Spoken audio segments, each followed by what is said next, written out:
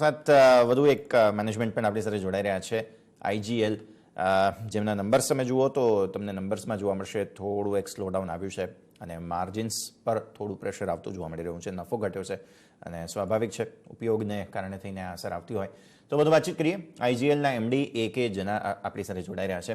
Sir जी बहुत बहुत स्वागत है आपका और गुड आफ्टरनून. और सबसे पहले तो हम नंबर्स पर ही बात करते हैं. क्वार्टर ऑन क्वार्टर बेसिस पर थोड़े से वीकनेस यहाँ पर देखने मिल रही है. ऑब्वियस है कि कोविड से बाहर आने की कोशिश हमारी है, तो थोड़े से रीजन बता दीजिए सर, और कैसे देखे आपने नंबर्स. आपने बिल्कुल सही कहा है. क्वार्टर टू क्वार्टर देखेंगे, Q1 विज़ाविज़ Q1 का तो बहुत ही अच्छा रिजल्ट है, बट अगर सिक्वेंशियल क्वार्टर देखेंगे क्वार्टर 4 क्वार्टर 1 के बेसिस पे, तो हर जगह में नेगेटिव है. लेकिन एक चीज जो है, जो ईबिटा पर एससीएम वो बराबर है. और वॉल्यूम अगर आप देखेंगे कि जो साल भर की वॉल्यूम था लास्ट ईयर 5.3 है ना, 5.32, एंड इस साल इस क्वार्टर का भी वॉल्यूम 5.32 है. तो मतलब इस जो सेकेंड वेव कोविड का था, जिसमें दिल्ली वाज इफेक्टेड, अप्रैल मई में कुछ भी नहीं हो रहा था. सिर्फ जून का बिजनेस की बेसिस पे आप देखेंगे तो हमने अगर साल भर की जो एवरेज था 5.32 हमने अचीव किया, तो ये हमारे लिए बहुत, हमारा जो इंटरनल टारगेट था उसमें करीब 6% ज्यादा हमने अचीव किया है. और आज के दिन में अगर मैं देखूं कि जुलाई और अगस्त, जुलाई में एवरेज मेरा महीना भर का करीब 7 मिलियन का आसपास रहा है, 7 MMCMD. और अभी जो अगस्त महीना में चल रहा है 15 दिन में, उसकी एवरेज करीब 7.5 MMCMD. और सीएनजी सेल में देखूं कि करीब करीब 40 लाख में सेल कर रहा हूँ, 40 lakh kg per day sale कर रहा हूँ, as against 34 kg per day था प्री कोविड मैंने FY20 में था. तो उस हिसाब से मैं अगर देखता हूँ कि साल भर की अगर मैं प्रोजेक्शंस इसी हिसाब से करता हूँ, और जबकि आप जानते हैं कि स्कूल, आईटी सेक्टर, स्कूल तो चल ही नहीं रहा है, IT sector work from home कर रहा है, इंटरनेशनल एयरपोर्ट भी फुल्ली फंक्शंस नहीं हुआ है, होटल रेस्टोरेंट्स भी इतना ज्यादा खुला नहीं है. ये सारे सेक्टर भी करीब करीब आप समझ सकते हैं कि करीब 12 से 15% हमारा यूज करता है सीएनजी. अगर ये भी आ जाएंगे तो मेरा तो बेसिकली आज के दिन में अगर 7.5 है, तो अगर ये एडिशनल बिजनेस और भी आते रहेगा तो साल भर तक मेरा 7.5 की 8 की आसपास एमएमसीएफडी पहुंच सकता है. 7.5 I am going the optimistic, pessimistic भी लेता हूं तो 7.5 तो जरूर हो जाएगा. 7.5 अगर होता है तो करीब करीब 15% FY20 के अगस्त में होगा, और लास्ट ईयर की तहत करीब करीब 40% एक्स्ट्रा होगा. And that gives a very huge boost for this volume in this particular year.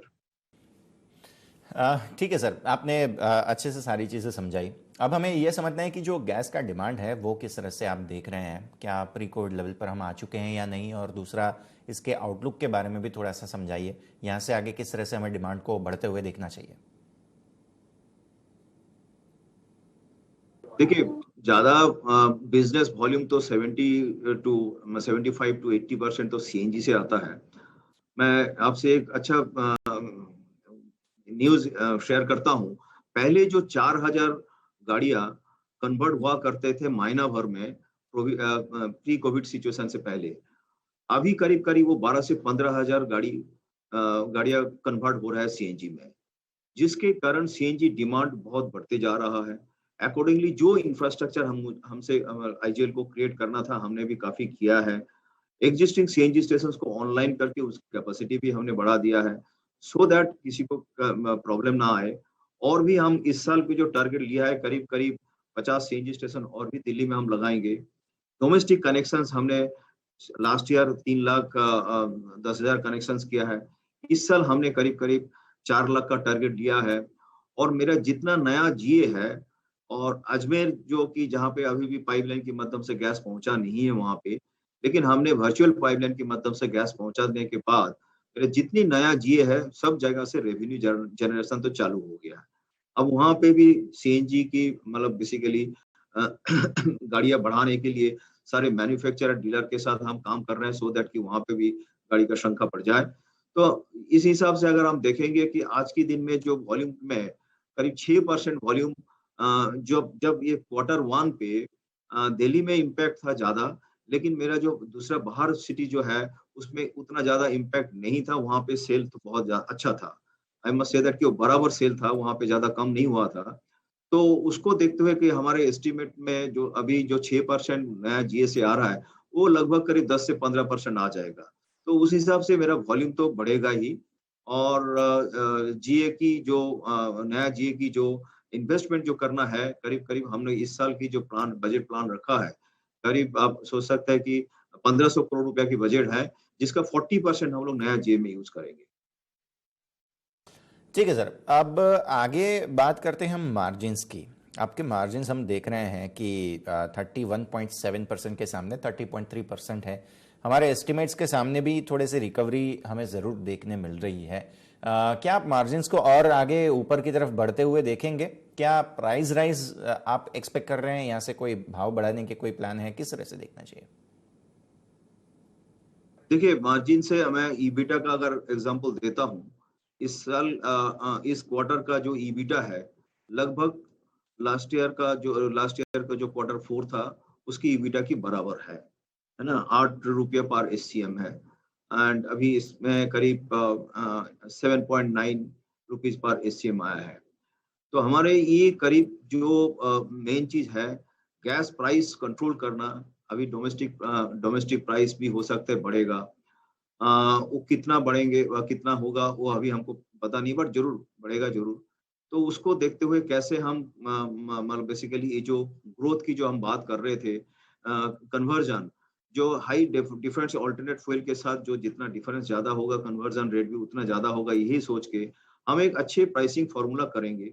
जहाँ तक मार्जिन की सवाल है सर हम उसका यही लेवल आखिरी तक हम अगर मेंटेन करें तो हमारे जो इन्वेस्टमेंट जिसने मतलब basically investor as well as and consumer जो है दोनों के इंटरेस्ट प्रोटेक्ट करते हुए हम कोशिश करेंगे एक बीच वाले रास्ता लूं जिसमें करीब करीब 8 साढ़े 8 रुपीस पर एससीएम ईबिटा के आसपास हम रखेंगे end of this year by which मेरे ख्याल से करीब करीब 45 to 50% top line bottom line increase होगा और हम कोशिश करेंगे कि कस्टमर को कितना हम कंफर्ट दे सकते हैं वो हम कोशिश करेंगे जहाँ तक डोमेस्टिक प्राइस की अगर अगर इंक्रीज होता है, हो सकता है कि हमको पास थ्रू करना पड़े क्योंकि जो अभी खबर आ रहा है कि अक्टूबर महीना से प्राइस बढ़ेगा।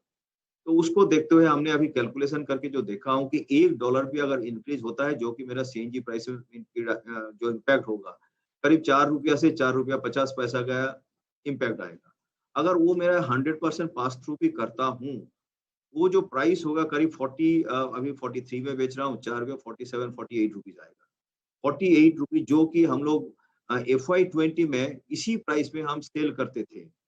और ये $1 बढ़ने के कारण जो इम्पैक्ट कस्टमर के ऊपर आएगा, वो करीब 10 पैसा पर किलोमीटर आपकी ऑटो में आएगा, 20 पैसा पर किलोमीटर कार पे आएगा। लेकिन हमारे जो प्राइस वो भी होगा आफ्टर मैं पूरा पास थ्रू करने के बाद भी, बाकी चीज़ से भी बहुत कम रहेगा ये। मतलब करीब-करीब 50-55 रुपए में सभी लोग बेच रहे हैं, तो हमारे अगर ये बढ़ाने के बाद भी प्राइस इतना रहेगा कि लोग जो हमने आपको जो बताया कि कन्वर्जन रेट जो हो रहा है, डेवलपमेंट जो हो रहा है, वो भी हमारा ठीक तरीके से रहेंगे सर। ठीक है सर। तो ये तो सारी बातें हो गई सारे अभी जो सिचुएशन है उसको लेकर। आने वाले वक्त में कोई नए बिजनेस अपडेट आपके हैं या कोई कैपेक्स के प्लान है, इसके बारे में थोड़ी सी डिटेल्स दीजिए और साथ ही साथ जो डोमेस्टिक पाइपलाइन एक्सपेंशन आउटलुक है फाइनेंशियल ईयर 22 के लिए, ये भी हमें साथ ही साथ समझाइए सर।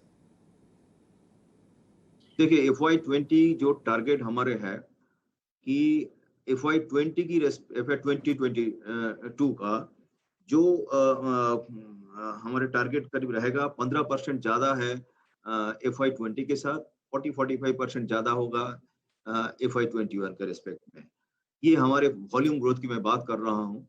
हो सकता है कि जिस हिसाब से मेरा कन्वर्जन चल रहा है और नंबर ऑफ सीएनजी स्टेशन हम इंक्रीज कर रहा है, इससे भी ज्यादा हो सकता है। दूसरा जो कि हमने ये भी किया है कि लॉन्ग हॉल बसेस वगैरह हमने चालू किया था। यहाँ से देहरादून एंड एक फिलिंग में जाएगा, दोबारा वापस आ जाएगा, बीच में भरने की कोई ज़रूरत नहीं है। वो लॉन्ग हॉल बसेस हमने टाइप 4 सिलेंडर लगा के करीब-करीब 1000 किलोमीटर चला सकता हूँ।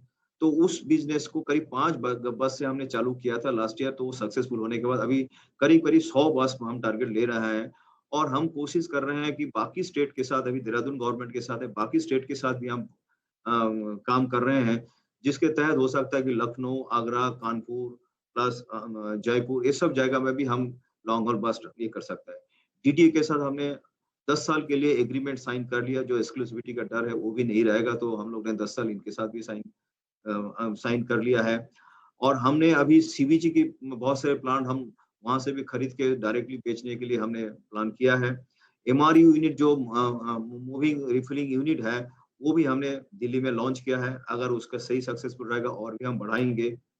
देन अब हमने अभी क्या कि 2 एमओयू बेसिकली सभी जगह में बातचीत ये चल रहा है कि कैसे करके पॉल्यूशन और भी बेटर किया जाए, जिसके कारण ईवी बिजनेस में भी हम अभी एंटर किया है कि काइनेटिक एनर्जी के काइनेटिक ग्रीन के साथ हमने एमओयू साइन किया है कि इस साल की दिसंबर तक हम लोग करीब 50 सीएनजी स्टेशन में बैटरी स्वैपिंग का अरेंजमेंट करेंगे। अभी अगले 2 महीने के अंदर करीब 10-12 तो स्टेशन हम लगा भी देंगे। और इसमें ये रहेगा कि जो टू व्हीलर सेक्टर है, कभी भी सीएनजी में आ नहीं पाया है, तो उसको कैप्चर करने के लिए हमने ये प्रोग्राम दिया कि two wheeler and three wheeler में बैटरी स्वैपिंग करेंगे। देन हमने अभी हाइड्रोजन में भी गाड़ी चलाने के लिए ग्रीनको के साथ हमने एक एग्रीमेंट साइन किया है। जो भी अगर इसके स्टडी अगर सक्सेसफुल होगा, तो किसी अच्छे पार्टनर के साथ हम टाई अप करके बसेस वगैरह भी हम फ्यूल सेल के बेसिस पे बसेस भी चला सकता हूँ। जो सीएनजी है उसके अंदर हाइड्रोजन ब्लेंड करके भी हम लोग ये कर सकते हैं, जो गाड़ी चला सकते हैं। बाकी नया जीए में हमका ये हमारे टारगेट यही है, कितना स्टील नेटवर्क डाल के जो सीएनजी स्टेशन है उसको ऑनलाइन कर दूं, उनकी कैपेसिटी बढ़ाऊंगा। हर जगह में ये प्लान है कि इस साल के अंत तक सारे पाइपलाइन के माध्यम से ही आप सारे जीए में गैस पहुंचाएंगे हम लोग। और दूसरा है कि वहाँ पे डोमेस्टिक कनेक्शन को भी हम बहुत ही एग्रेसिवली करने के लिए कोशिश कर रहे हैं।